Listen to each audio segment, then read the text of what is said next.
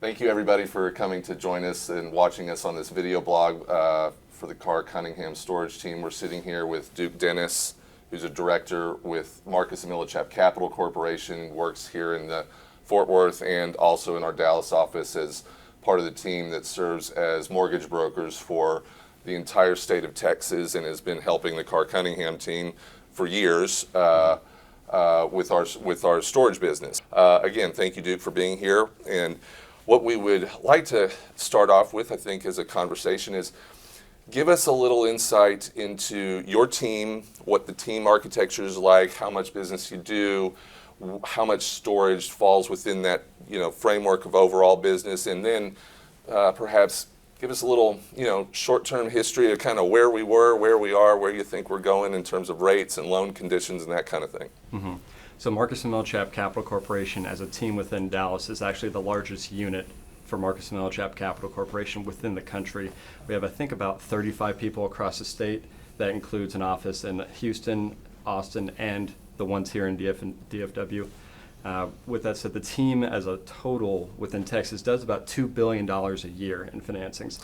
I'd say self-storage is roughly 10 to 15% of that. Mm-hmm. So a little over 250 million, right. Something like that. Right. So it's a substantial part of our business, and we've done ground-up construction projects, stabilized acquisitions, recaps, and refinances. So really the entire gamut in terms of business plan for the product type. Right, right. So within that framework, when did you guys start seeing I don't know if the writing on the wall is the right word, mm-hmm. or just starting to see the market really change? We kind of know when we started feeling it as investment brokers, but as debt specialists, when did this all start kind of taking shape? Was it really, when the Fed started moving those rates upwards a couple years back? Yeah, I would say, middle of last year is when we really started to see it affect a lot of deals in the pipeline. And then also a lot earlier in this year because we had some quick, back-to-back rate hikes right. that were fairly substantial. And so we did have deals that fell out because underwriting standards had changed at the bank level or at the credit union level. So the lenders were having to increase rates mid-processing, mid-loan committee. And that put a wrench in those deals. Sure. And so we've been seeing that throughout the year.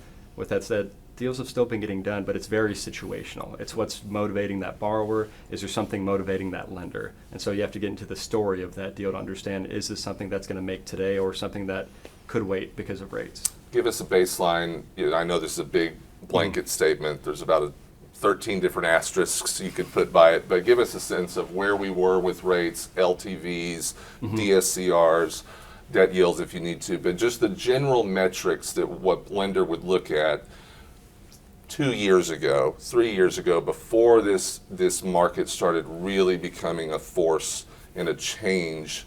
Where were we in terms of those markets, and where are we now? Mm-hmm. I mean, I'd say 2 years ago, 70 to 75% leverage across the various types of lenders for right. self-storage. Which would be? CMBS lenders, life insurance companies, banks, credit unions. You right. could get max leverage with just about everybody because the cost of capital at that time was so low relative to cap rates. The math just worked.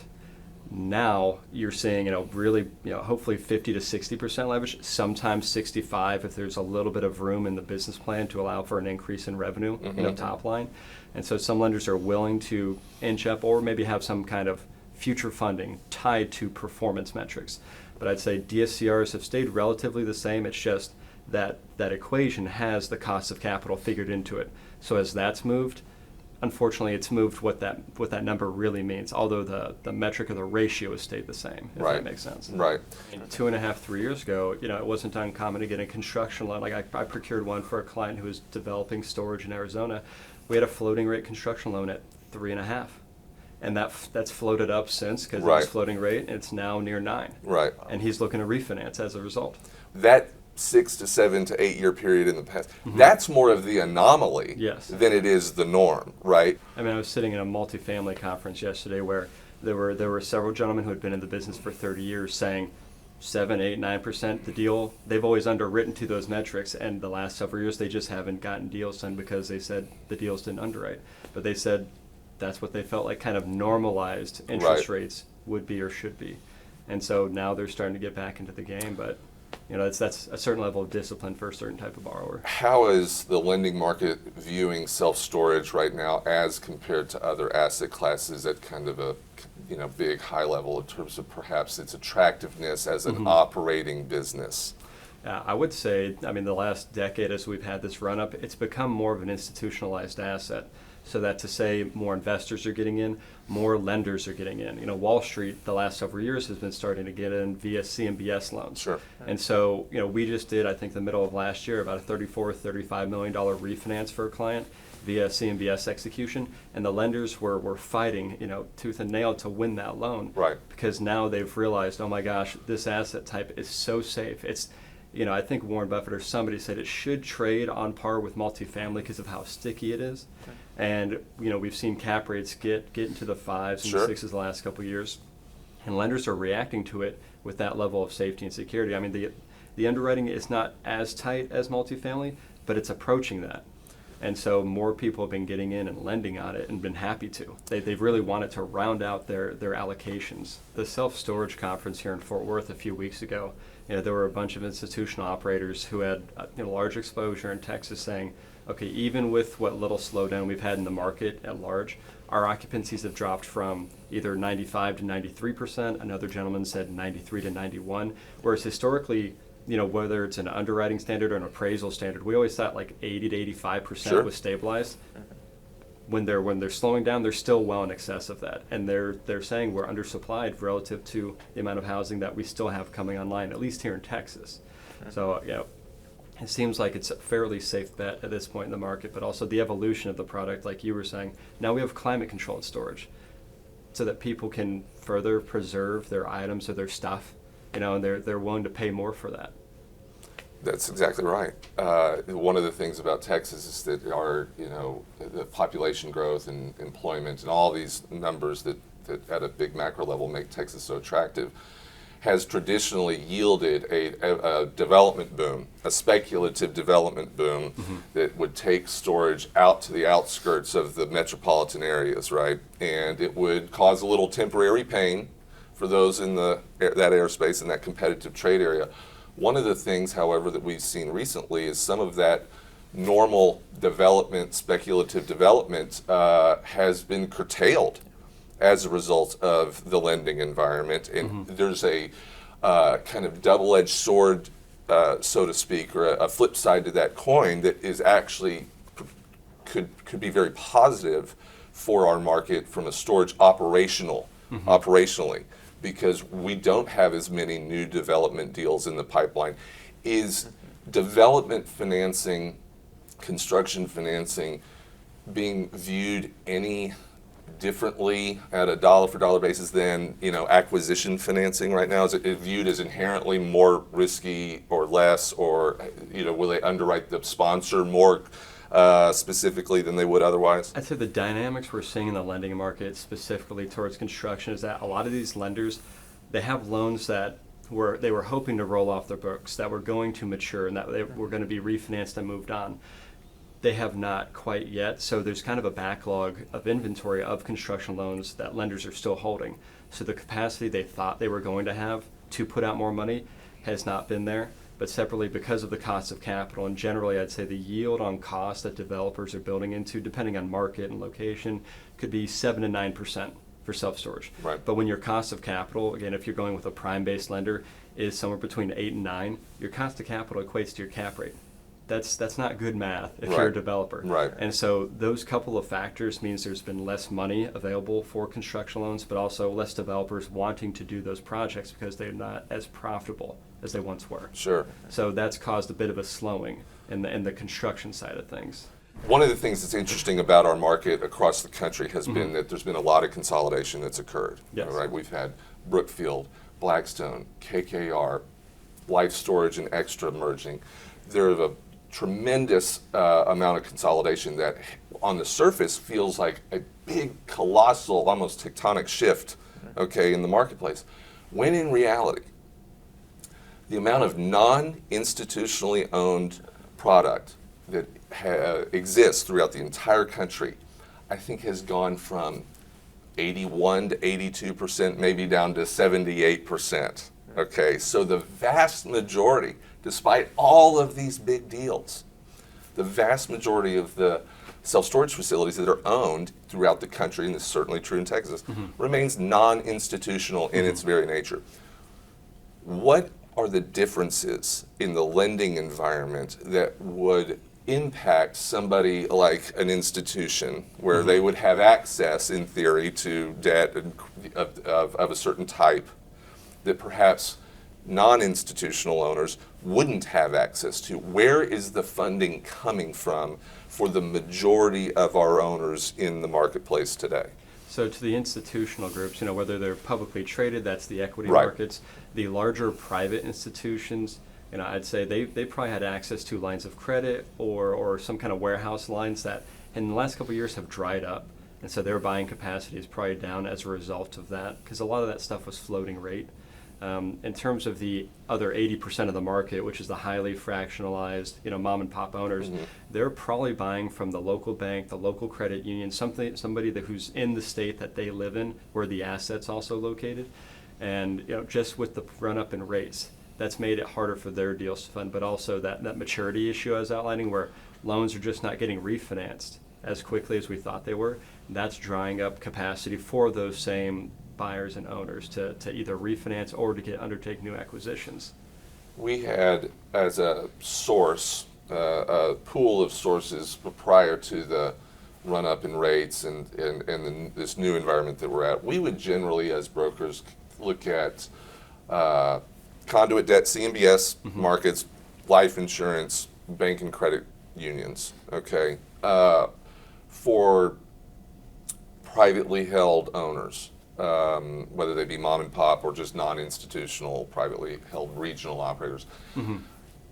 Is life insurance money, is CMBS money, is that accessible to them today? Is it accessible to a few but not all? Are you really relegated to just kind of relationship-oriented bank and credit union? I would say for CMBS and Lifeco, it's largely dependent on the quality of the asset and the location. So those two lenders have really kind of defined boxes. They want stable cash flow. They don't want a value-add type of business plan. So, a CMBS lender might go more to a secondary or tertiary market, or they'd be willing to, so long as the asset was stabilized. Whereas a life insurance company, they're kind of known for being, the downtown kind of core asset. So, there's properties that are managed by these publicly traded companies, but not owned by them. Those are the types of deals that life insurance companies would love to get into. Right. Because they're managed by best in class, Right. but also they're in a location that they think is never going to be hindered or hinder the performance rather. So those capital sources are available, but it's for the right type of deal, I'd say.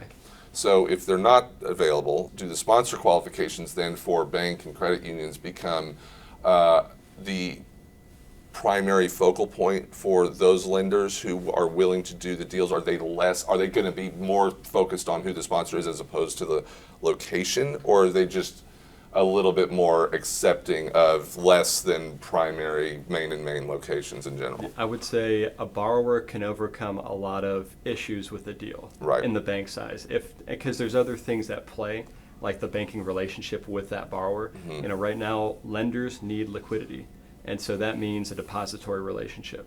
And so to this point in the year, I've not had to close a deal where a borrower had to bring deposits. However, on almost every deal, lenders have asked for it. And so through the vetting process of trying to get the best lender to the table, we've been able to negotiate that out. However, I would say if you've got a troubled deal or a difficult deal or something that doesn't quite make sense on paper, but there could be a vision of it performing later. If you have a borrower with a big balance sheet who's a well-known commodity within that community, their personal guarantee or their deposits can be meaningful enough to overcome something that doesn't initially look like a good deal to the bank, something that may not even be cash flowing. What Brian and I often come across are very savvy owners who have been in the game for a long time. They might have just storage portfolio. They may have a number of different assets across various product types. And their relationships with their lenders, more than one often, are extremely deep. But you brought up an interesting example of ways that you, specifically, and y'all's team, can help move a needle from one place to another and uncover issues that even the most experienced investors who have meaningful relationships might not either have the presence of mind to think about or access to the lender who's willing to consider such an option. I mean, the nature of our business is really finding the needle in the haystack. And the fact of the matter is there's over 450 FDIC insured banks within the state of Texas. That's just banks. And so a client who's talking with 4 or 5 or thinks they have 4 or 5 relationships in this current fractured environment, I mean, what I'm hearing a lot of right now is I went to my relationship lender, and it's not a function of me not being a good borrower, it's that they've got another fire they need to put out. So they need to reserve capital for that issue. And so because of things like that, I'm creating new relationships right now with new borrowers with different banks just because their bank can't accommodate them at this point in time. And so, finding that needle in the haystack, I know all those 450 lenders. If you know those 4 or 5, statistically speaking, who's going to have a better chance at success? Sure. And because my team is talking with all those lenders all the time, we know who's hot on storage right now. We know who has liquidity. We know who's pricing over the 5-year instead of the prime rate. So we know who's going to have the cheapest capital, who actually has capital available, and who likes your product type. That's our selling point. That's Sure. our needle in the haystack. That's how we find the right guy for your deal or your borrower. Well, it's interesting because it's not about quantity. It's about it's not exclusively about quantity. Of course, the massive market that you can bring to the table is of tremendous value in and of itself. But it's understanding which of those lenders have particular pain points or thresholds or opportunities that they see, and knowing which they are, which levers you can pull, which you can't, which places you can help a borrower distinguish themselves as compared to some other buyer who may be vying for the deal that we've taken to market. And that is a tremendous value, I would imagine, when it comes to helping a buyer get the deal, right? I mean, part of it could be, this is anecdotal, but it could be more than just the money side, more than the deposit relationship. There's a bank in town that they have to meet you before they'll go to committee because they want to justify your character to their credit committee. So I've got a borrower flying from California to have an all-day meeting with this bank, and the bank said, if they'll do that, we'll do this deal. How is somebody off the street supposed to know that that's the level that they need to go to get a deal done? Right. That's interesting. That's a very interesting anecdote that speaks loudly, though. Especially to, I'd say, the self-storage community, Sure, who tends to be maybe kind of old school in nature. It is. It's smaller. There's more mom and pop. There's a general consistency amongst its operators who would indeed truly actually probably appreciate approaches like that in ways because it's more reflective of perhaps the way that they've done business traditionally also, right? And the ability for somebody like Marcus and Millichap, who is a big national presence, and we've got a lot of specialists throughout the country, but our ability to hone in and identify things at that kind of granular level that are indeed not quantitative in nature speaks to the capabilities that we bring to the table, and certainly the MMCC does when it comes to trying to find the best loan for somebody, because how else could you ever possibly know something like that unless you're in the market every single day, right? In regards to the market, how are interest rates getting priced? What are the indices that are being used to set rates right now? I mean, right now, so the big one is Wall Street Journal Prime, which that's what the Fed's been moving up, and the Fed funds rate. And then there's treasuries, largely 5-year treasuries, I'd say, just because of the maturity and the timetable that people think, okay, the market's going to be back, we're going to have different spreads or different rates at that time. So they're not trying to extend much beyond 5. They don't want to, this is largely like banks and credit unions. And CMBS lenders are really mostly doing 5-year treasury deals, but then there's the Federal Home Loan Bank rate. There's SOFR, which generally is a floating rate product, but you can fix it with a swap or a derivative. But there's 4 or 5 indices that lenders can use or lenders do use, and they all move a little bit each day, and they all vary a little bit each day. So there could be, and we do see this from day to day and time to time, that there's one index that's cheaper than the others. And because we're in the market all the time, we know, okay, that's the cheapest money right now for this specific type of deal. that's the lender that we need to go to get this done, or to get the max leverage, or to be able to hit the DSCR the way we need to on cash flowing deals. So it's not every day that Treasury is going to be the best one, but today I'd say it is. Of all those indices, the one that really gets the most amount of publicity is the federal funds rate, right? It's not just one thing that we have to keep our eye on, is it? I mean, they're not fixed. They all move, and different lenders borrow off of different ones, and so you have to know who's borrowing off of what. Right. Banks are ran by people at the end of the day, and so psychology comes into play. And so committees have gotten together and said, we know the Fed said they're not moving rates today, but we think they're going to in the future. Or they read some other newspaper that said, hey, we think sentiment's going to change in the market. And so they, to be precautionary, say we're going to move the rate on your deal by 25 bips in the event by the time it closes, right, or during the term of the loan, that rates move on us. Right. Because it could very well be, and this happened to a lot of lenders the last couple of years, they put out a loan, and this was going back 2 years, but put out a loan at 4 or 5%, and then with the run up of rates, they're now actually potentially losing money on that deal, or the opportunity cost is lost on them because now the market at whole is at 6 or 7 or 8, and they have to manage their balance sheet accordingly. So, they're looking out for their own interest, which is at times at odds with that of the borrower or the buyer. But that's a dynamic that's at play that we can only do so much to head off, but having alternatives, having backups, doing a thorough marketing to have 4 or 5 lenders at the table instead of the one you're beholden to, who could make this fickle change mid-process, that helps keep them accountable.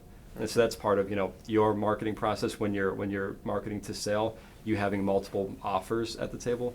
Same thing's true on the financing side. If we have 3 or 4 lenders instead of just that one, we could say, hey, sorry, Mr. Lender, you promised us one thing, you changed. We understand what you're saying in terms of why you're trying to justify that change, but that still hurts our math. That still hurts our clients' economics.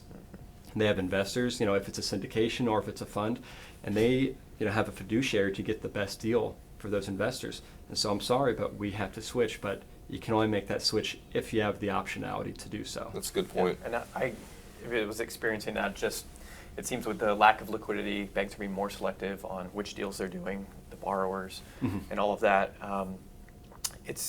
I've just experienced it seems like the banks have a lot more leverage on, hey, we may be the only ones willing to lend on this deal, and so if we're extending out our timeline, or this is the interest rate, tough. Either you take it or you leave it. And I think that's precisely what the value you're bringing. Like you said, if you have multiple banks, it gives a little bit of that leverage back to the buyer, because they know that if their bank is not performing, if they're not honoring what they told them, if they're extending out further and further, they have the ability to go someone else. And I think that's really key in this market right now. I mean, we represent the borrower, so that would be the buyer or the developer. We don't represent the source of capital. We have no relationship with them. And we're also, again, financially being paid by the borrower. So if they're not happy with the deal, they don't have to take it. But that keeps us incentivized to get them the best deal in a timely fashion, with the most efficient cost of capital. Right. In the years past, we've had great success with buyers being able to convince banks to lend them money on value that technically does not exist, so or income that's not coming in yet, that there's potential for in the future. And from your perspective on deals you're seeing come into you right now, is that changing in your experience? Are banks more reluctant to lend on an income stream that doesn't exist yet, or is it just purely a case-by-case basis, the deal, the story? Is it, are there other factors that are going into that banks are maybe still are willing to do it, but just less than a couple years ago? Or what are your thoughts on that? I mean, because the market is so fractured right now, I'd say every deal is situational. But like just yesterday, I had a gentleman call me who's located here in Fort Worth. He's buying a deal out in Florida. It's got expansion capacity about 15,000 square feet. And he's looking for a loan to close by the end of the year, bank type of profile for the lender. In terms of the cash flow, or the amount of the loan they're willing to extend day one is probably tied to the cash flow for the existing component. However, they will have a future funding component to then fund the construction for that, call it phase 2. So lenders are willing to do it. I think it's going to be submarket driven and occupancy driven, whatever data we can get to support that this is a healthy market and this business plan makes sense. As long as it's a sensible deal and a sensible market, it'll get done. And that gentleman, he has experience operating in the Southeast and the Southwest, so he's got a track record. I've seen his personal financials. I'd say they merit a loan. And so I think a bank's going to be happy to do the deal. Like, at the end of the day, I think real estate comes down to story. What's the story and what's the picture you can paint? And I think we can justify it based on all the dynamics, at least with respect to that one. Well, a market we haven't talked about in terms of lending is like the debt fund space or the private credit space. So what's flooding into and has been flooding into the market is these kind of private or debt fund lenders that are priced, a little bit higher than banks and credit unions, but they take on greater risk. And so because of that pricing, it's a risk-reward spectrum. They're going to take on a little bit more challenging business plan and expect to be paid for it. However, they're generally interest only during their term.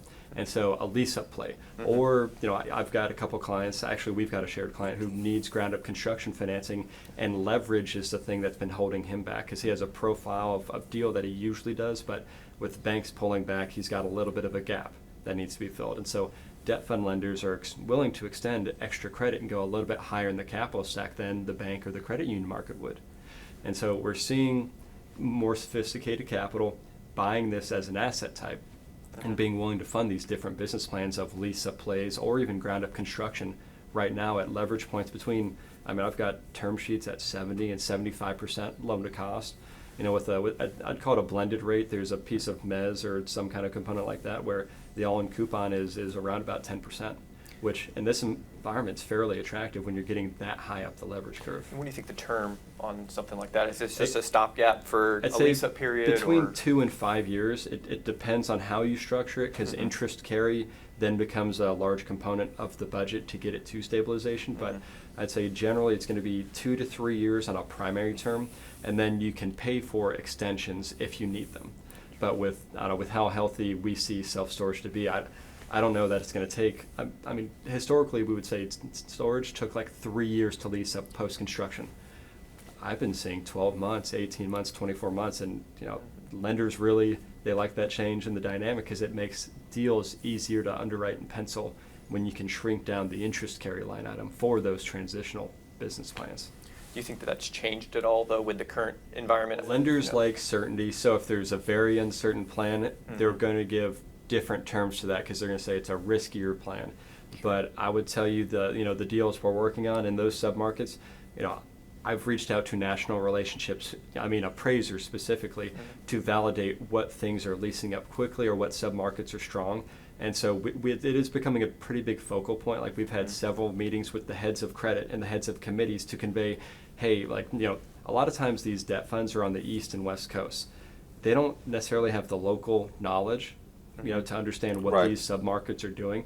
But when we can get the appraiser on the line with the head of committee, or if we can get comps from another report to be able to share to show, hey, New York is one market, LA is one market, but this is Texas, and we've got a lot going on here.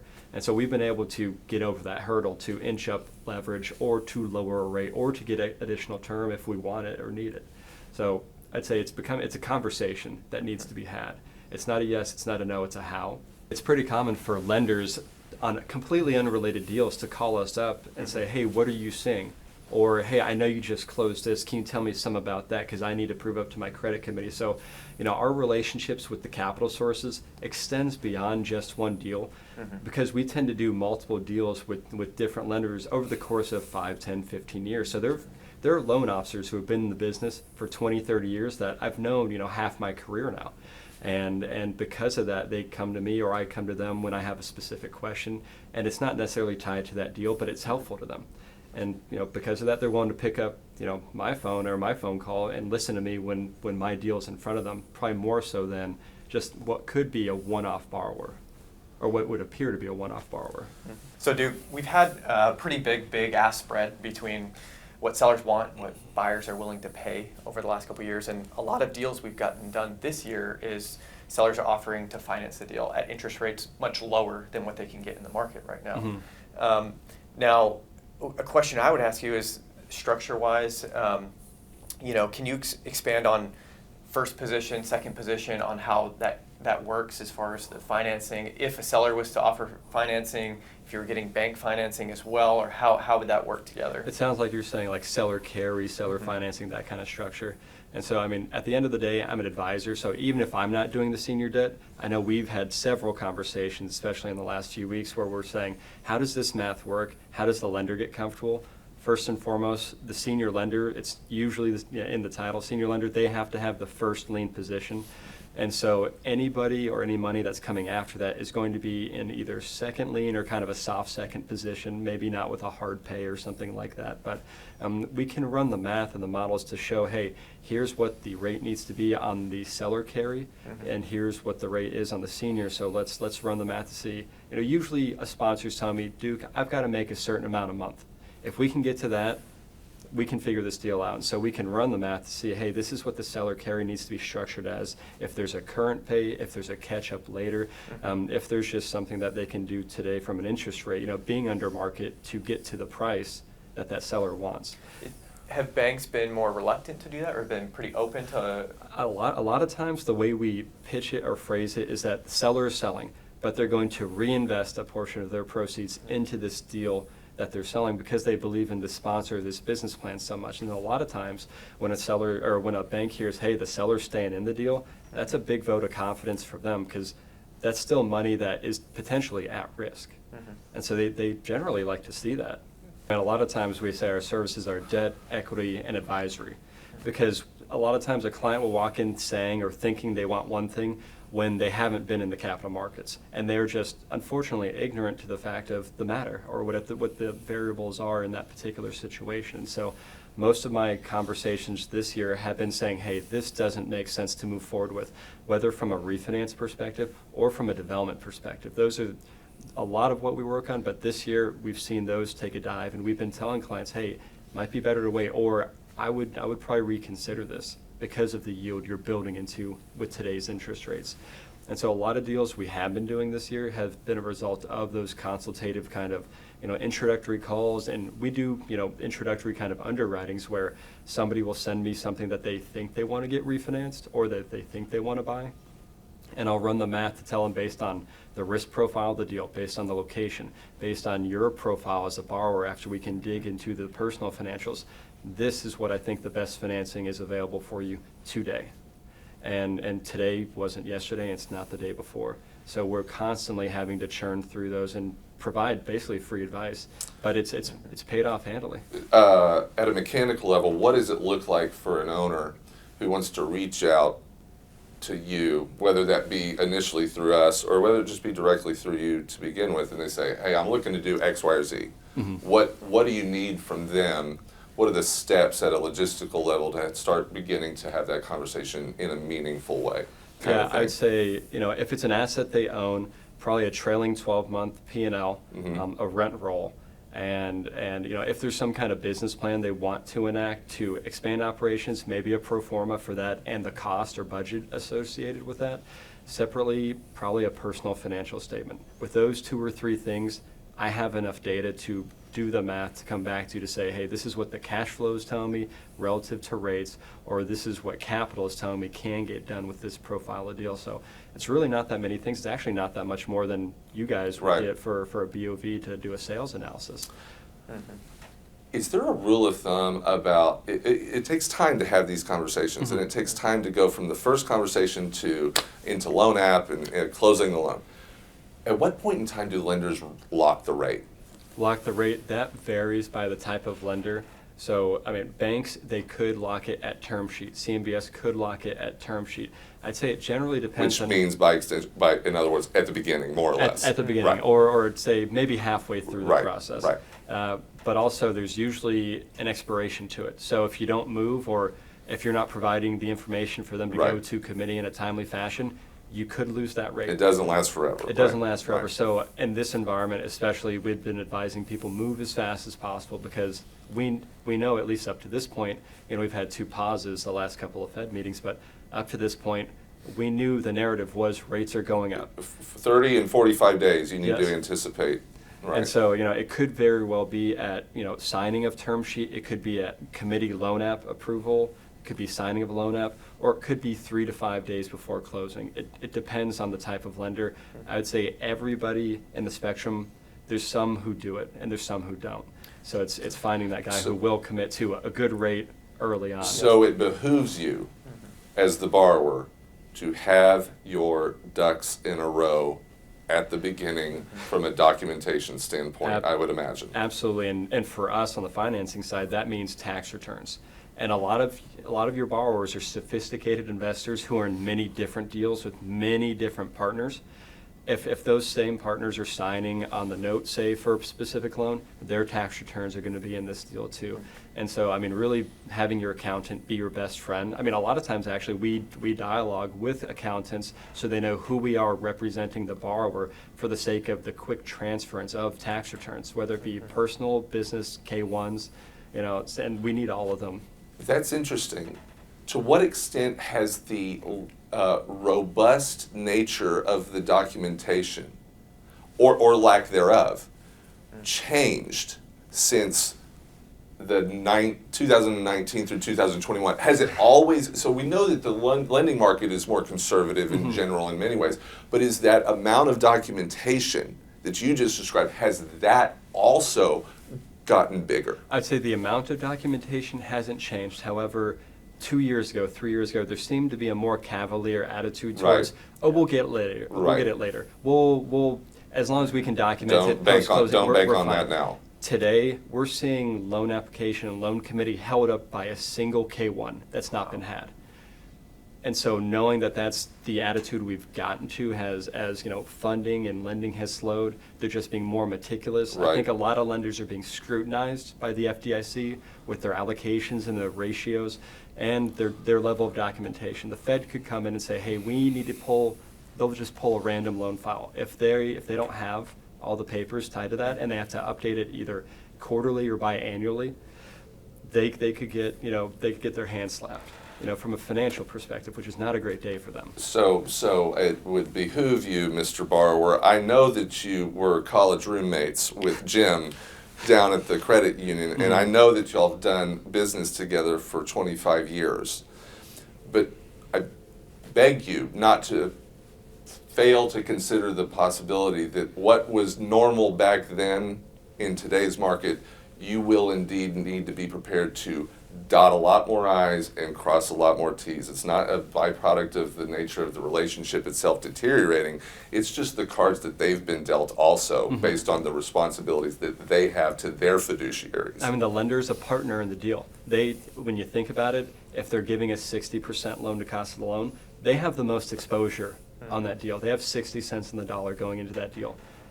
Do you think it's fair to not give them something they're asking for when they extended you, more money than anybody else in that deal? So, if your bank's a partner, treat them like a partner. And banks want a partner in return. Sure. A lot of times, a first deal is hard enough to get across the board, but if you show well and do well with that first one, that's how you develop that relationship where committee is, again, hey, Jim, we saw you the last time. That was a great deal. We've loved that loan. We want to do more with you. And then the committee knows you. And it's like talking with your friends or, walking into a friendly kind of situation. It's a lot easier to get that second or third deal done, which that's what we're always hoping for is a relationship with that lender. Right. I was going to say, going back to the rate lock discussion, is there ever a fee associated with that now? Fee, there could, I'd say not to lock the rate, but if they have to continually lock it, or, if it goes out, if it goes out beyond the expiration and then you want to get that same rate, there could be a buy down. So usually there's usually not a fee related to that. I would say usually the same time you're locking the rate could be the same time you're putting down a deposit with the lender, which usually those funds are going towards third-party reports, ESA, PCA, and appraisal. But well, let's to that end, let's talk about the cost of doing business. How does Marcus & Millichap Capital Corporation go about getting paid, and at what point do you get paid? Does there have to be an exclusive relationship established, and does that payment or fee include or is independent of any of the other fees that come from the lender themselves? So the first part, the exclusive, we 99% of the time do have an exclusive. It's why we command so much attention from the lending environment, because they know when they see our financing OM that we're going to be the only ones sending that deal to them. So they're happy to see it. Also, they know that there's a certain level of care and attention and work that's been put into that, so they know they're getting a good, well-rounded financing package. But separately, within that exclusive agreement, usually it is tied to a 60 to 90-day kind of time period. Because we do work on a lot of acquisitions with your team, it's usually in tandem or going in that 60-day kind of time frame of, we're going to have 30 days of due diligence, and during that due diligence, that's when we're outsourcing the financing. So marketing it to the 50 or 100 lenders, however many we have to bring back the 5 to 10, hopefully, term sheets or options. And then by day 30, we're picking that lender, they're putting down that deposit, and then we're proceeding towards loan committee and closing in the latter 30 days. So total of roughly 60 days. Within the exclusive engagement, there is a fee arrangement that typically outlines for deals, say 1 to 15, 1 to 20 million, usually 1% of the loan amount to be paid at closing. So it's not an upfront fee. If anybody's asking for an upfront fee in this business, Run the other direction. Run the other direction. Right. And so, that's to align our interest in so much as that we bring you an offer that you're happy with and you want to proceed with. And so we're paid, out of usually the loan proceeds or the closing proceeds. So we're a line item just like a third-party report would be on the closing statement, paid at closing. And so once the funds are all dispersed, we get our 1%. But that keeps us incentivized to follow you through that deal. I mean, not only do we market the deal on the front end, we have a closing department with a couple of closers who work hand in hand with you to transfer all those tax returns and all that documentation, but also they keep the lender on their toes to ensure that they're not slowing down the process. Because we've all had that situation where we sent them the information, we haven't heard back in a week or two. We have a lady who follows up with them every single day, who becomes their best friend because she's your best friend, and they make sure that they get it closed on time so that you're not falling out of contract, you're not having to put down additional earnest money, so that we're not losing the rate. That's all up for grabs on every single deal, and we're cognizant of that. It's always in everybody's best interest to know when the lender in your contact is going to Barbados for Christmas vacation. It's nice when you're not surprised by that information. So getting in front of it is, even in situations kind of as silly as that one, which actually are quite real situations, in commercial real important. estate, the season is cyclical. We know that second quarter is a very busy season. Fourth quarter, it's also a very busy season. But third, second into third, we have summer. A lot of bankers like to go on vacation. A lot of capital sources go on vacation. Sure. So then you really need to have our team beating up the lender to work with the assistant or with the underwriter, somebody else who's still there, right, trying to get the deal across the goal line. But also, we're having Thanksgiving and New Year's and Christmas. Now, everybody's very sensitive to, hey, our closing dates are coming in around between the 20th and the 22nd because nobody wants to work on this. We got to account for that. Yep. Right. Well, that's very helpful. This whole conversation has been very helpful. We appreciate your time to come in here and do this. It's a very dynamic market. We encourage all of our viewers and listeners to reach out to us at any time to explore these topics further. Certainly can also reach out to Duke independently. We will provide all that contact information in these videos, and we hope that it was informative, and we really appreciate your time. Absolutely. Thank you. Thank you. Thanks, Duke.